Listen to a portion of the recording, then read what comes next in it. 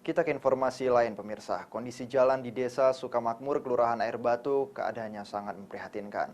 Jalan yang dibangun bulan Desember 2022 ini mengalami kerusakan parah, hampir seluruh badan jalan telah pecah dan hancur menjadi tanah.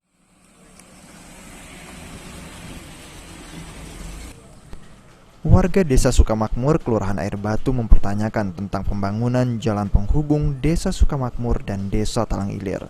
Diketahui bahwa jalan tersebut dibangun menggunakan dana aspirasi Dewan dengan panjang lebih kurang 75 meter.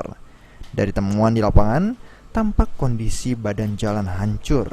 Warga menduga pengerjaan jalan tersebut dilakukan secara asal-asalan. Terlihat struktur jalan tidak memiliki tulang, ketebalan pun dirasa warga tidak sesuai. Bahkan, ketika diperiksa dan disentuh warga, kondisi jalan hancur menjadi pasir. Tokoh masyarakat setempat meminta pemerintah untuk turun melakukan cross-check karena proyek pembangunan jalan tersebut dirasa gagal. Nah, jalan ini dibangun di akhir tahun 2022.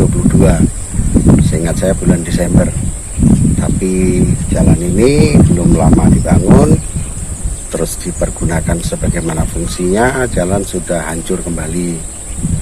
Nah, kami sebagai warga setempat berharap kepada pemerintah ataupun penyelenggara menggalang dana karena kabarnya jalan ini menggunakan dana aspirasi. Kami berharap untuk dilakukan pengecoran ulang karena proyek ini menurut saya ya proyek yang nggak jelas. Dari awal dibangunnya nggak ada pelang proyek, terus juga pemborong yang mengerjakannya juga dengan cara-cara yang nggak benar gitu.